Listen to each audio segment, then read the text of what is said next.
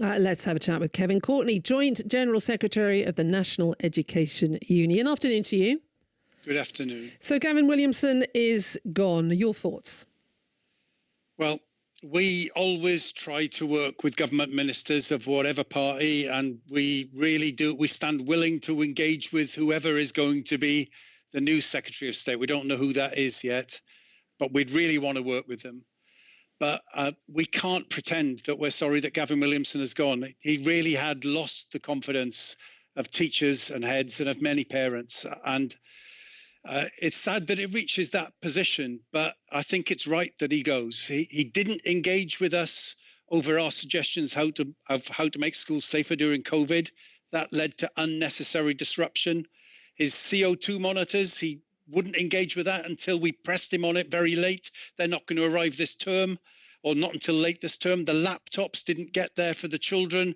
He had to be pressed into the free school meals across the summer holidays when parents were really suffering, and so when children would have been hungry. The exam debacle, the first year in 2020, some excuse. This just came out of nowhere.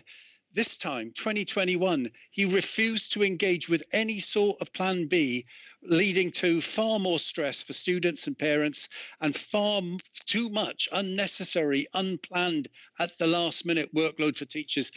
Those are not good.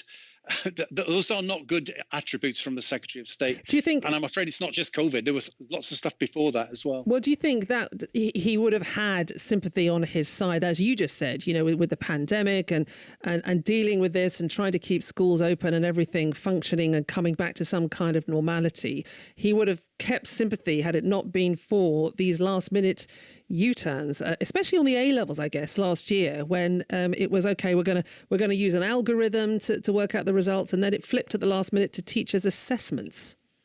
I mean, the thing that makes me most annoyed about the exams is we were sitting down last October with senior civil servants saying, OK, we understand that you really want the exams to go ahead this year, 2021. But can we talk about what happens if COVID changes in ways they weren't then expecting, and we have to close schools again and we can't do the exams? Can we start talking now about a plan B? And there was just a refusal to engage. So it's not just last minute things which get forced on you, which can then lead to decisions that anybody might get wrong in a last minute way, but a refusal to engage in planning.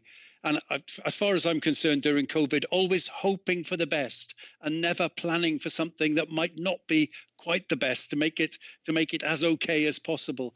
But it's not just COVID.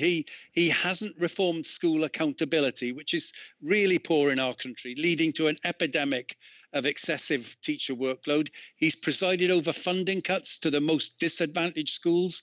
We haven't leveled up. We've leveled down on school funding. OK, and I wanted to talk to you about that because we don't know who the next Education Secretary is yet. We will find out in due course. But on levelling up, we had Sir Kevin Collins, who was the government's own education advisor, say, I've looked at all of this. I've looked at what's been going on with the pandemic.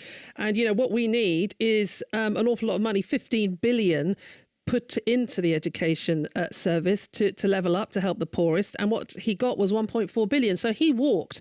The government's own advisor walked. What would your advice be to whoever's coming in as Education Secretary, what they need to do? Well, we will want to work with that incoming Education Secretary, and we hope they will have more influence over the Treasury than Gavin Williamson seems to have had. And he's better able, whoever it is, man or woman, better able to win the resources that schools are going to need for that catch-up programme. And like you say, those stark figures, Kevin Collins asking for £15 billion across 3 years, that's the same sort of money that they're spending in the United States, in the Netherlands, in other countries. But so far, just 1.4 billion offered of that 15 billion. We need a Secretary of State for Education that can do better at getting money from the Treasury.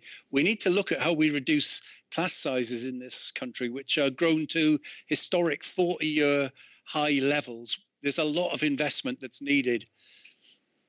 Good to talk to you. Thank you for giving us your time. Kevin Courtney, their Joint General Secretary of the National Education Union.